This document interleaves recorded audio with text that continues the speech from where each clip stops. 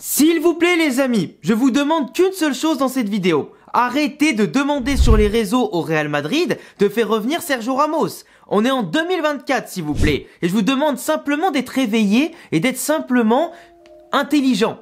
Aujourd'hui, en 2024, c'est pas possible de faire jouer Sergio Ramos au très haut niveau et surtout au Real Madrid. On connaît la légende que c'est, on sait le guerrier que c'est, on sait le leader que c'est. Mais aujourd'hui, à son âge, son niveau de forme et simplement son niveau de compétition qu'il a depuis quelques années qui ne fait que baisser, ce n'est pas la peine de faire revenir au Real Madrid. Il faut apprendre les amis à ne pas réouvrir le chapitre de l'histoire dans le passé, mais ouvrir le chapitre du présent, le conserver, profiter de ce qu'on a aujourd'hui comme solution qui nous est offert pour préparer l'avenir et les pages du futur. On a aujourd'hui la possibilité dans l'effectif de l'équipe première du Real Madrid de faire jouer des jeunes comme Raúl Asensio, comme Jacobo Ramón, comme Jesus Fortea et bien d'autres qui peuvent apporter leur pierre à l'édifice avec le couteau entre les dents, rêver d'enfin concrétiser leur rêve de s'installer dans le club de leur vie, dans le plus grand club du monde, pour compenser les blessures, les absences et les non-venus en tout cas des différents mercatos.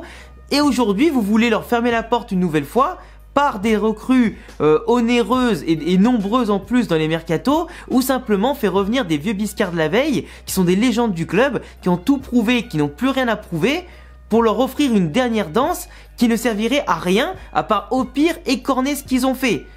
Sergio Ramos, c'est un de mes joueurs préférés. De toute l'histoire du foot, c'est un de mes joueurs préférés. Espagnol, etc. comme moi, je kiffe le joueur, je kiffe sa grinta, je kiffe son leadership, je kiffe tout ce qu'il a fait au Real Madrid.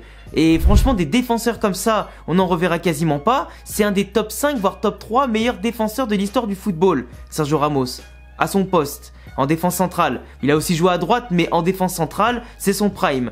Et pour moi, Sergio Ramos aujourd'hui, à son âge, son niveau physique, par rapport à ses performances qui n'ont pas cessé de baisser entre la fin de son séjour au Real Madrid où il était souvent blessé, entre son séjour au PSG marqué par les blessures, marqué aussi par quelques, on va dire, mauvaises prestations, même si souvent il était quand même plutôt au niveau avec quelques buts en Ligue 1 par exemple, mais après derrière, après le Paris Saint-Germain, là il a toujours pas retrouvé de club et c'est pas pour rien. Il a pas retrouvé quelque chose d'assez satisfaisant par rapport au salaire de base qu'il demandait, par rapport au niveau d'exigence aussi qu'on lui demande et par rapport à son statut de base, ben les clubs ne peuvent pas lui offrir ce qu'il demande.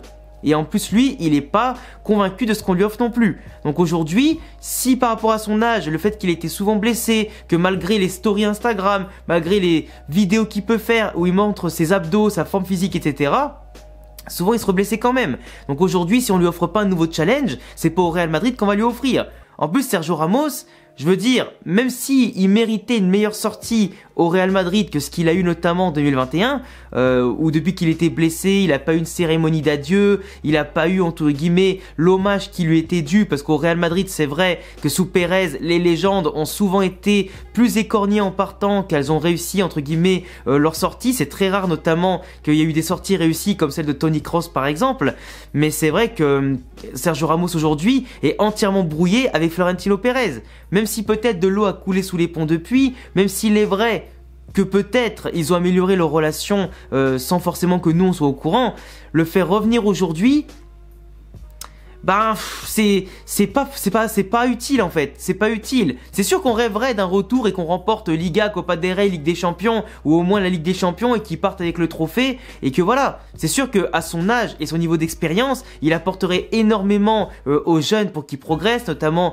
les jeunes Jacobo Ramón, Raúl Asensio, etc. qui pourraient apprendre de lui, qui rêveraient en tout cas d'être avec leur idole au quotidien. Il pourrait aussi mettre une brasse à certains joueurs comme Kylian Mbappé, comme Ferland Mendy, comme Tchouaméni ou d'autres joueurs simplement qui sont pas au niveau et qui se donnent pas à 400% pour le maillot. Il pourrait mettre une brasse aux mecs qui courent pas sur le terrain. Il pourrait rediriger un petit peu ce côté leadership qu'on a perdu avec la blessure de Carvajal et le départ de Kroos et le départ petit à petit ces dernières années de toutes les légendes, dont lui-même notamment.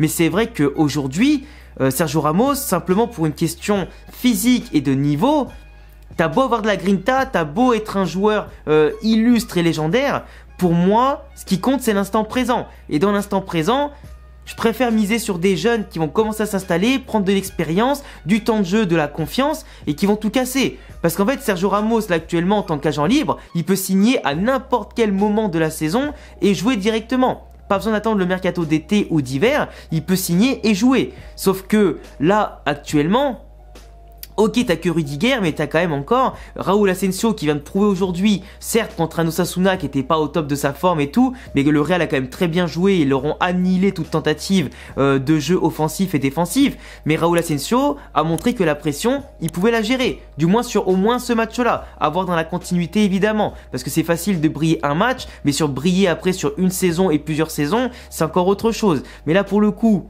cas de force majeure, à moins de mettre Ferland Mendy dans l'axe comme peut-être Ancelotti avait pensé à la base, Raúl Asensio a tout pour s'imposer, tout comme Jacobo Ramon qui là est un peu blessé avec le Castilla mais va revenir d'ici une semaine ou deux je crois, donc il aura aussi ses chances pourquoi pas de s'imposer dans la rotation. On parle pas de Jesus Vallejo qui lui est plus que cramé côté Ancelotti, mais vraiment aujourd'hui, en l'absence aussi de Tchouaméni qui est blessé pour 4 à 6 semaines avec son entorse à la cheville, les jeunes doivent jouer. Les jeunes doivent enfin être lancés parce que dans tous les cas, on est à 9 points du Barça. En tous les cas, on est mal engagé en Ligue des Champions et dans tous les cas, on fait pas une saison incroyable en termes de football. Donc, qu'il y ait les jeunes ou qu'il y ait les pros, je vois pas la différence. Faites-moi jouer les jeunes qui sont l'avenir. En plus, Raúl Asensio, il a quand même 21 ans, le même âge que Bellingham, donc c'est quand même le moment aujourd'hui de le lancer dans le grand bain. Et forcément, si tu le lances pas maintenant, qu'est-ce qu'on va faire? On va l'envoyer avec Rafa Marín à l'étranger, on va l'envoyer comme Arribas et Nico Paz à l'étranger ou dans d'autres clubs, en tout cas en Espagne ou en Europe. Donc aujourd'hui, quitte à avoir plus que les jeunes comme solution, utilise-les. Tu vois. Et faire revenir Sergio Ramos pour assurer un intérim qui peut-être se fera bon avec son expérience pendant quelques matchs, mais dans les gros matchs de Ligue des Champions, je vois pas Ramos stopper des joueurs de Liverpool, stopper des joueurs du Bayern, stopper des gros joueurs en tout cas, des grosses cylindrées qui nous attendent. Même s'il a la puissance et tout, en termes de vitesse, d'impact, etc., ça suffira pas malgré sa compensation par l'expérience, son placement, etc. On l'a vu avec Séville, par exemple. Avec Séville, quand il est revenu dans son club, il y a eu des moments bons, il a marqué quelques petits buts, il a assuré un petit peu le capitana dans un club, en tout cas, dans lequel il avait été formé, qu'il avait débuté, mais ça s'était pas extrêmement bien fini avant de partir.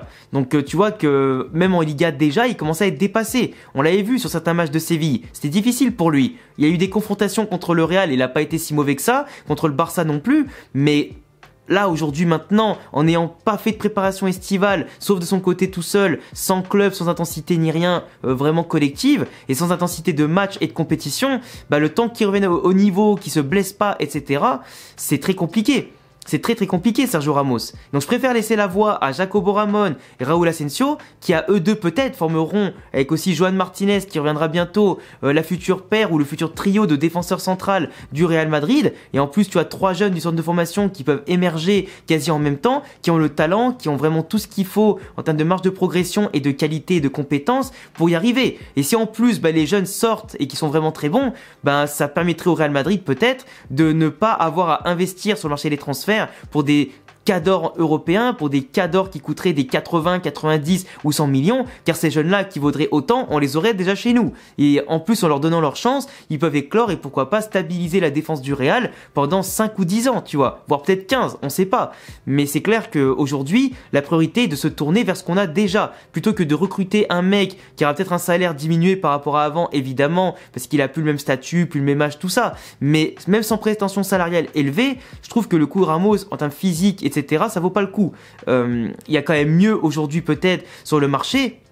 Et quitte à recruter quelqu'un en hiver, moi je pense surtout à Aymeric Laporte, parce qu'il est encore international espagnol, parce qu'il est encore en pleine force de l'âge, parce qu'il a montré à l'Euro qu'il était encore excellent, Aymeric Laporte, quand il est mis dans les bonnes dispositions. Et pour moi, une défense centrale, Aymeric Laporte, Rudiger, au pire, c'est vraiment le meilleur duo possible. Tu vois ce que je veux dire? Après Tchouaméni en défense centrale, il peut toujours dépanner au bout d'un moment. Et t'as Alaba qui va revenir cet hiver. À quel niveau, je sais pas. On espère qu'il sera bon, même si honnêtement j'ai des doutes. Et on espère qu'il va pas rechuter. Si encore une fois, j'ai des doutes, tu vois. Mais pour moi, Ramos c'est pas possible. Alors que Laporte, à la limite, c'est quand même beaucoup mieux. Mais franchement, à choisir. Là aujourd'hui, tu as Raúl Asensio qui vient de débuter, qui a émerveillé tout le monde le temps d'un match et le temps en plus de refaire briller Jude Bellingham au niveau du tableau d'affichage des buteurs. Donc pour moi, pourquoi chercher loin quand finalement la solution, tu l'as sous ton nez? Tu vois ce que je veux dire?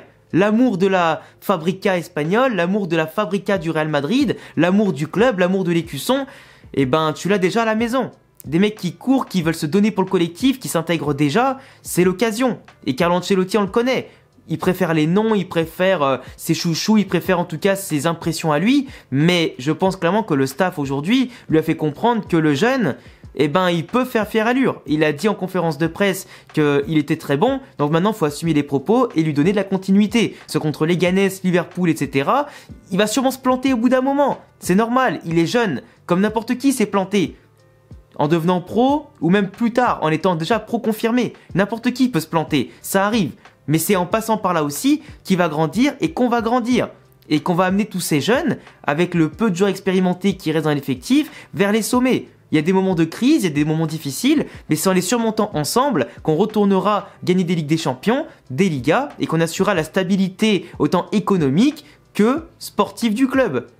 Mais si tu continues à chaque fois de jeter les jeunes et acheter des joueurs de n'importe où, en cas d'urgence et n'importe qui, n'importe comment, bah tu crées des déséquilibres, tu as des manquements dans l'effectif, tu fais n'importe quoi, et puis bis repetita, et ça ne fait qu'engrainer la mauvaise machine. Enfin bref, voilà tout mon avis sur le cas Sergio Ramos, que j'espère en tout cas vous me soutiendrez en commentaire dans ma prise de position. J'adore Ramos, mais écorner une légende qui était quand même plus que parfaite quasiment en partant du Real, sauf sur la fin, lui offrir une dernière danse, honnêtement j'en vois pas l'intérêt. Et comme je le répète, le Real Madrid n'est pas une ONG, c'est pas là pour faire plaisir à tout le monde. On adore Ramos, mais quand un chapitre est fini dans la tête des supporters, du joueur, du terrain et même simplement du club qui ne veut pas le signer de base, faut apprendre à laisser le passé où il est et regarder vers l'avenir qui, je pense aujourd'hui, est plus que rayonnant. Enfin bref, je vous laisserai me dire en commentaire ce que vous en pensez. Abonnez-vous, cochez la cloche, le petit pouce bleu. Il y a tous mes réseaux en description et à bientôt les frérots pour prochaine vidéo. Ciao!